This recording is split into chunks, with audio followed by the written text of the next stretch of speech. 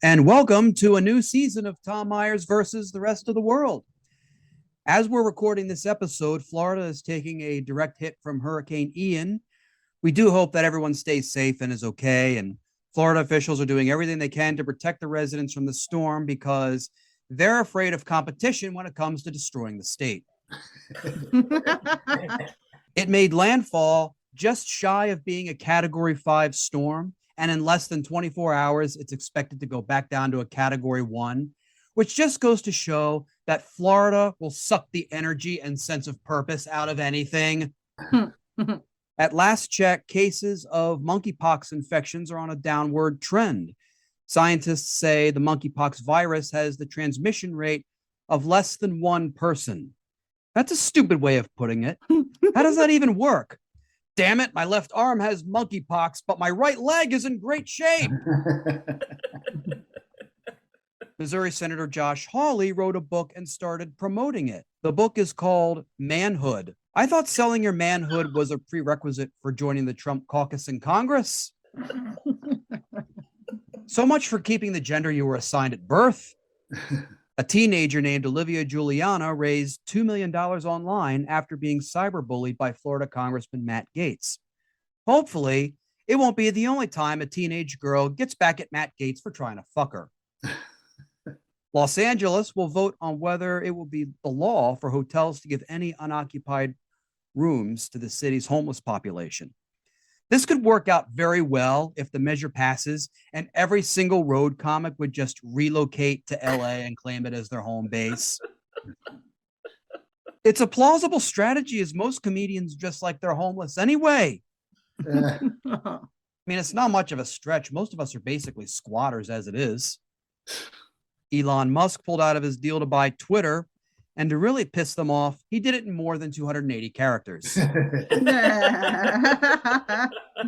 Interestingly enough, 280 characters is now how many mouths Elon Musk will have to feed. Tim Allen tweeted that Biden went on 60 Minutes and asked, "How long does this show last?" Coincidentally, that's what Tim Allen's audience asks whenever he's on stage. During one of the stops on his Got Back tour, former Beatle Paul McCartney performed at Oriole Park at Camden Yards in Baltimore, Maryland. Now the Orioles know what to do if they ever want to get fans to pack the ballpark again. Have Paul McCartney DH. Comedian Dane Cook married his 23-year-old girlfriend, whom he described as his longtime love. Who set them up? Chris D'Elia? Someone should check to see if Dane Cook ever flew on Jeffrey Epstein's private jet. A Target store in Dover, Delaware was destroyed by fire. No. Police want to find the assailant and thank him for doing the city of Dover a favor. I like Target. And now on with the show. Please join me in welcoming our panelists, Jeff Hysen, Michele Wojciechowski, and Davine Kerr. Everyone, welcome back. How's everyone been doing this summer? Well, I'm excited to be back, Tom. And while we were away, everything got better. So what are we going to talk about? I'm pretty excited. My husband and I got the Omicron booster. Woo! And yes, and I'm excited about that. I know nothing's 100%, but I just feel, I'm going to be performing stand-up in person in early November again. And just the fact that, we've gone out and done a couple things, I feel just fabulous. So that's how I am. Nice. Davine, how about yourself? It's been busy. I had to fly to Canada and, the border finally opened and they said it was strict, but everybody that flies to Canada catches COVID. So I came back, got sick, Oh, no. but I went there to rescue my dad, but I'm completely useless, as you can see. But then I came back and I just recently performed at the Kennedy Center on Friday. That was amazing. Nice. But their COVID Years. regulation was more strict than the Canadian border and the airport. So that was insane. Like I had to submit a test the day of. Could you imagine canceling a whole show 1 hour before if my test was negative? Anyways. That's what happened with the Rolling Stones in, I think, Amsterdam. Mick Jagger caught COVID literally or he was tested positive for COVID. Right. Literally right before the show. So, like, if I'm a comic and I have to do a show in, say, Pittsburgh, and it gets canceled, I think, oh fuck, I got to travel to Pittsburgh again. Like if you're on an international tour, like, fuck, I gotta fly to Amsterdam again. I lined up tons of nostrils in my backyard and got many people volunteering their negatives. I'm like, come in my house and I'll swab. You gotta do what you gotta do, Oh my God. It's like, Michele, why do you want to go back out and perform again? I get this rate. I was shocked to hear that Donald Trump stole classified nuclear secrets when he left the White House. The closest thing he's ever come to anything nuclear is the compacted fast food he passes through his colon. In many ways, I can relate to what Trump did when he left the White House. When I quit my job at a liquor store, I stole a shit ton of beer and whiskey. The sad part is that Trump stealing classified documents is the closest he will ever come to intelligence. Joining us tonight to discuss the search at Mar-a-Lago and everything related to that, please welcome back to the show our good friend Ward Morrow. Thanks, Tom.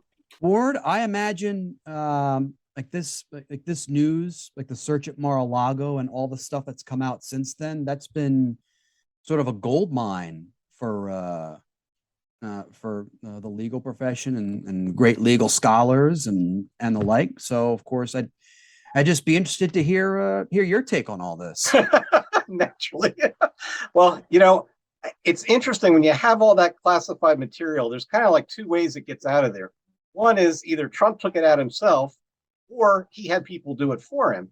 But if he had people do it for him, you've now seen that it says classified on it. So if you don't have a security clearance, that should be a note to you that maybe you shouldn't be handling this stuff. So when they're wondering, like, who's the source for this, this warrant? Well, I guess anybody who put their hands on this stuff and looked at it, had, 2 brain cells, would be able to say, yeah, this is probably something we shouldn't have. I'm guessing there's got to be some really interesting stuff, and there may be even some incriminating stuff that Trump is worried about, because clearly, he wanted to get everything out of there. And of course, he went to Mar-a-Lago because that's literally his last resort. Hey, you leave the funny stuff to the comics, Ward.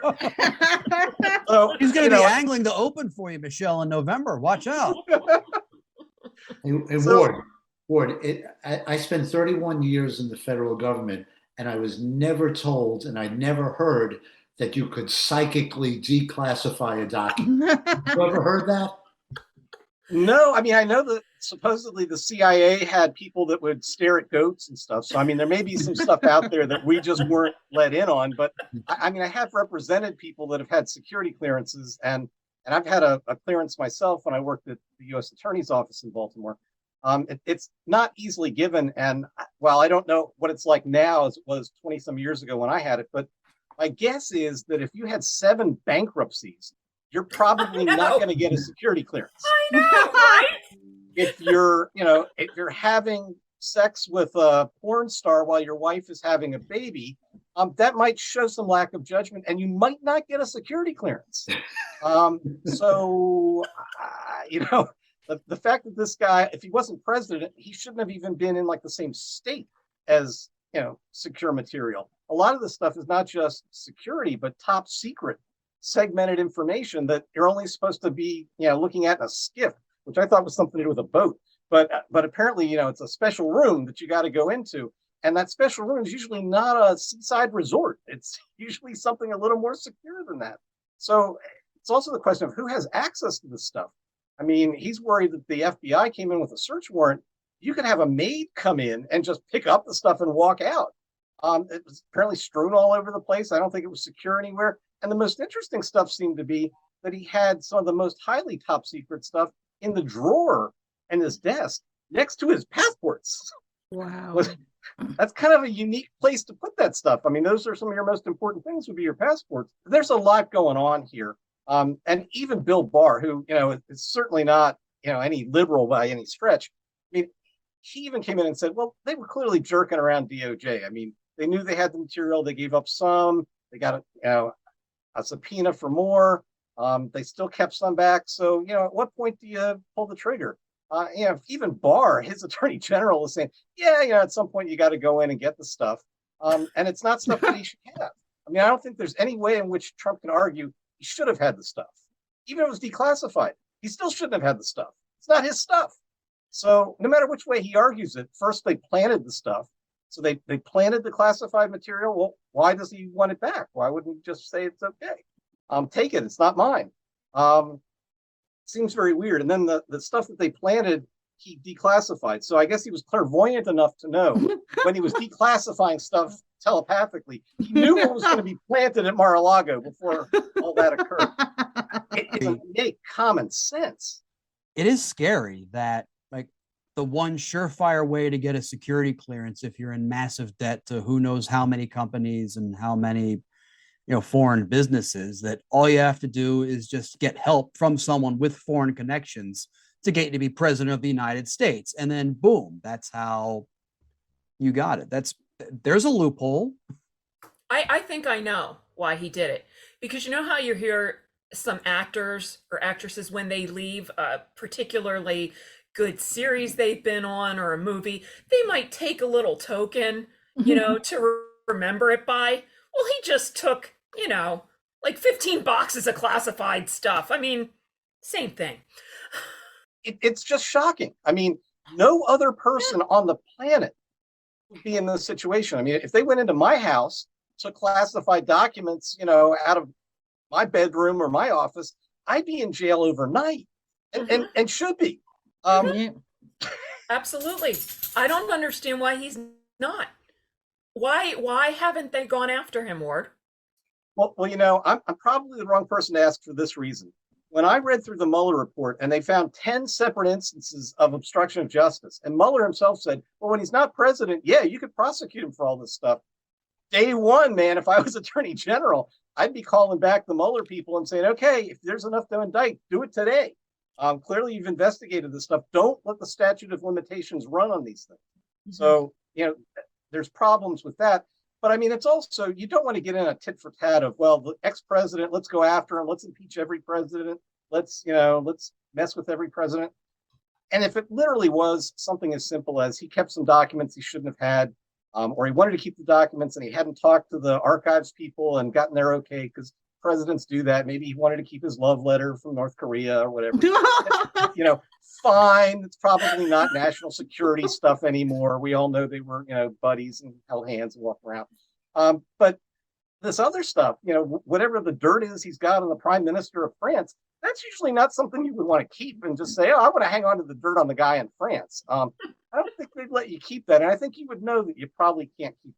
Donald Trump feels the need to get his message and his response to the search at Mar-a-Lago out as quickly as possible.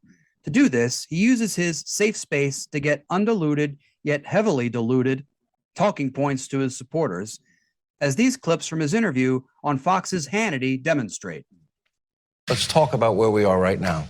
We're at Mar-a-Lago. Right. Where were you when you heard that your personal home was being raided? And what did you think? I was in New Jersey. I got a call in the morning from somebody that's here, person works. Sir, the FBI just came in. I said, what? The FBI? Who? And they go, the FBI. And I said, how many people? Many, many people, sir. Many, many people. Well, no, it's a horrible thing. But wait a minute. But why they shopped. This guy? They shopped.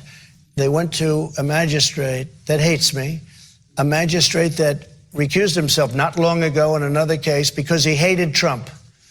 He's a Clinton person and an Obama person. And I understand that, but he hated Trump. And for a smaller case that was less meaningful, he decided to recuse himself. For a very important case for the country, he decided that I'll take this one. Now, he didn't do it because of his hatred of Trump. I don't know why he hates me, but he hates me. Maybe he doesn't like strong military, low taxes, good education. He might like $6 a gallon gasoline. Well, he's got it. He's got it. He does in That's what many he's places. got. We know, and we've been able to confirm and reported, widely believed. First of all, the media, you all got it wrong on the Russia issue. My show got it right. Pulitzer Prizes should be returned. I'll take it. They are 100% wrong. They got it wrong. They got it wrong. The way Sean Hannity was acting, I mean, he was probably afraid that looking at the wall, if he asked the wrong question, then the walls were going to do something that would make his face melt, like in Raiders of the Lost Ark. That was quite an incisive interview with probing questions, especially when he said maybe they like $6 gas prices, and he did not acknowledge the fact that there were a plethora of judges out there who are quote unquote Trump judges, but those to him are unbiased. The rest of them are all against him. Don't know why they hate him, though. Don't know. Everybody hates their boss. Come on. I mean, especially this one. They just look at him and go, God, that guy's a dick. I mean, we've all said that about bosses at some point. I just want to know when the ketchup hit the fan on that one. Hey, Ward, that's two. What did I say? You're the lawyer. You're not the funny guy. Someone has to be on this show. Hey. Ah! But yeah, I mean, you see how cool and calm he was? Like, yeah, that was really bad, really, really bad. I think if something like that happened, one or two things. I mean, if it was really unfair, I would be apoplectic. I would be screaming and yelling like I cannot believe this. This is a horrible. He was like, yeah, well, it was bad. Like he expected it. It was not a shock. Speaking about himself in the third person. He doesn't like Trump. He doesn't like Trump. Well, what took him so long? He was thinking. As quickly as Republicans are to espousing the values of law and order, they are just as quick to throw it out the window when covering up for one of their compatriots. In these two clips, we can see the pathway of Florida Senator Marco Rubio from skeptic to acolyte. Senator, good morning. Good morning. Did someone hit the panic button last night? Well, I don't know what you're talking about. I can just tell you that a con artist is about to take over the Republican Party and the conservative movement, and we have to put a stop to it. And part of it is, look at the report you guys just did. Donald Trump last night had no answers on the issue of health care, and if you listen to that report that just led into this, the media is pumping him up as some sort of unstoppable force. Donald Trump has portrayed himself now consistently as fighting for the working people, and he has a record of sticking it to working people for 35 years. If any other candidate in this race had his record, there would be nonstop reporting on it. But unfortunately, he's being pumped up because many in the media with a bias know that he'll be easy to beat in a general election. You've been very vocal about the search of former President Trump's Mar-a-Lago estate. Yes. You called it unconstitutional. Yes. Do you still stand by that? I do, and I'll tell you why. Number one, because there is the fundamental question of separation of powers about if this is really at its core a storage argument that they're making, right? They're arguing there are documents there. They don't deny that he should have access to those documents. What they deny is that they were not properly stored. I don't think a fight over storage of documents is worthy of what they've done, which is a full-scale raid and then these constant leaks. That's the second problem. It's the PR behind all this. Yeah, the raid is very bad. And like the older I get, like the more I can relate to some older people I've met who, when I was growing up, used to say, like, when I would get excited about a particular candidate for public office, they used to tell me that, politicians weren't worth looking up to because they don't stand on any principle whatsoever. I watch clips like that side by side, and I think to myself, oh, no fucking wonder. I feel like being a cranky old codger too. Storage, a storage issue. That's the best he can do. Yeah, that's the takeaway. He's equating a safe space within a government facility which has guards with his overpriced Motel 6. Are you kidding me? On the floor versus a safe? Rubio is even stupider than I thought. Thanks, Tom. Go Val Dennings. And really, it's beyond storage. It's he has property that doesn't belong to him. Usually that's called theft. Right. And it's not just theft of like some cigarettes and some bread. It's not a Jean Valjean kind of thing. I'm feeding my family. No, this is the guy with like nuclear secrets, dirt on the French prime minister. I mean, that's that. Where do you store that stuff? That's not a storage thing. That's some of America's top secret, national security stuff. And you've taken that without being allowed to have it. And God knows if he's shared it with anybody else. The last time I saw that happen, I think it was like the Rosenbergs, and I think we know what happened to them. So it's not just a storage thing, unless the Rosenbergs storing our nuclear secrets with the Soviets, was okay, and apparently wasn't back then. So I'm not sure why any of this is okay now. When I worked for the federal government, I worked on the confidential financial disclosure reports. The key word there is confidential. And I reviewed hundreds of them every year. I had to review them in the building. I worked from home once in a while, but I was not allowed to take them out of the office because there was a risk that I might leave them somewhere. They had confidential information. Therefore, I had to keep them in the building, and it made me keep them safe, and I kept the information in safe corners of the federal building. This guy's taking boatloads of documents out.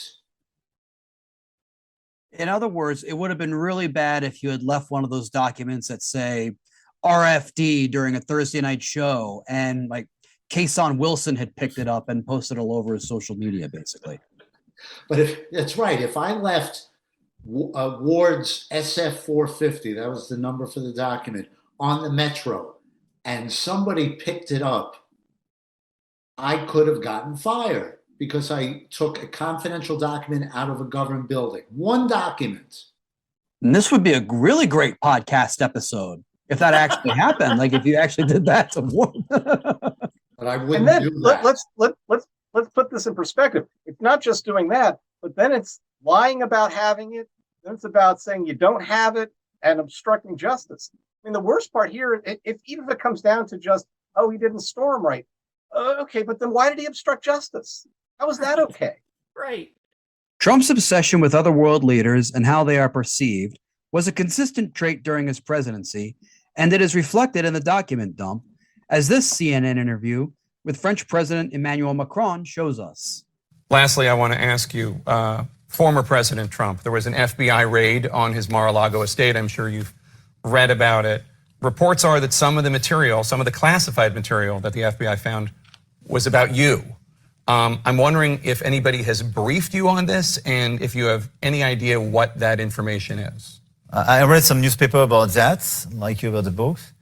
If you have more information, I would be delighted to share them. But you don't know what it is. Nobody's talked to you about it. I'm not part of the FBI. I'm not one of the President Trump's lawyers. I have no information about that. I will not say it's extremely pleasant to see this type of information. I try to be less paranoid each day, so I'm cool. I'm here, and I would be delighted to have more information, but it's not on my side. I would love to have more information. Go ahead and say how the documents mentioned that I was a poonhound and quite a sexy one at that. I'm cool. I'm French. We always take long vacations. I never worry about anything. What did Jake Tapper expect him to say there? But there's a pee-pee tape. And that is it. That is 3 word. That guy has a great accent. French accents, they could find all kinds of horrible stuff about him, and he would just say, I did not do as they say I did. And people would be like, oh, okay. He didn't have to go that far. He could just say, I'm cool. I know, I'm cool. He actually sounds like a French duck, and I have a more objective opinion on French accent, and his is really obnoxious, by the way.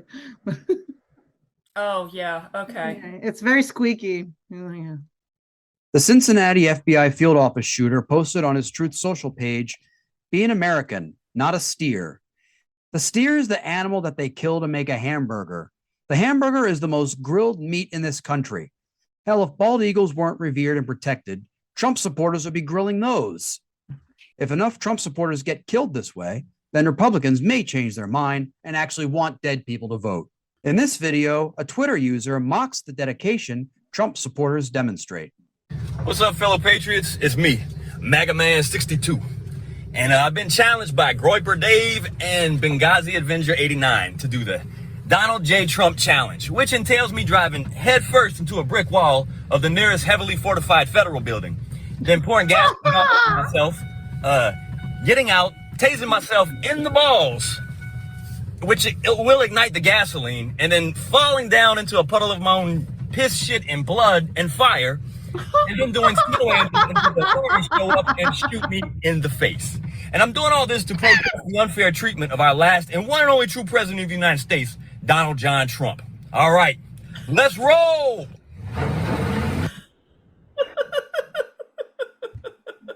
I have to say, just mad props to that guy. And, you know, he's a Twitter follower of mine at Elron Mexico. And I mean, he has a lot of stuff on that feed that's just absolute. That's hilarious. That guy, for a second, you thought it was real. I like the names of his fake followers there. His challenge, Benghazi Avenger. I don't know if anyone else noticed this, or maybe it's just me. The cadence, the manner in which he spoke, it reminded me a lot of Mitch Hedberg, the late great Mitch Hedberg. Like maybe if he did crystal meth, like that, and turn his back to the camera, you know, because he was too shy to face the audience. But it's funny because it's true. Oh yeah, he's my hero. Who, this guy on Twitter I just brought up? No, Mitch. Oh, I'm getting ready to say. I mean, I used to like Mitch, but now I like this guy. I mean, that guy's pretty funny. That was funny. At Elron Mexico. It's funny because it's true. They are that devoted and blindly sheeps. It's insane, you know. Like Meanwhile, Justin Trudeau can't even get respected. Did you hear he was singing Bohemian Rhapsody on the day of the Queen's funeral, and he got so much shit for that? Who was? Justin Trudeau, the Prime Minister of Canada. He sang a Queen song on the day of the Queen's funeral, and now everyone's giving him backlash. But Donald Trump gets away with stealing. It makes no sense to me. Like,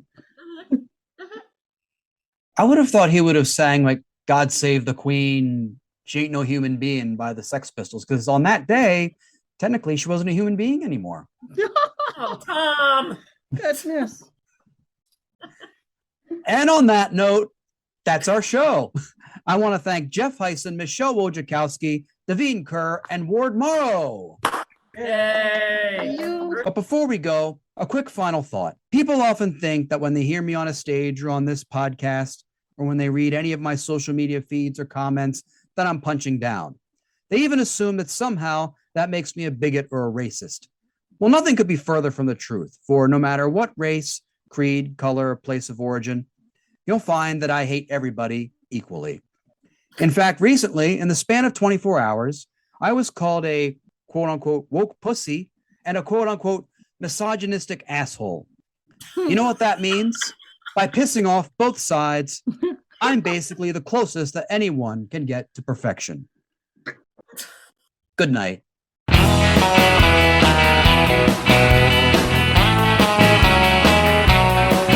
This episode was written and hosted by Tom Myers with panelists Jeff Hysen, Michele Wojciechowski, and Davine Kerr, and guest Ward Morrow. Theme music by Jeroen Vandenhurk. Executive producers Tom Myers, Matt Connarton for ipmNation, and Eddie Carson for Odyssey Radio. Please leave a 5-star rating and a positive review on Apple Podcasts. And don't forget to subscribe to our Patreon for bonus clips, extended episodes, and more benefits. Thank you for listening, and please visit tommyers.us.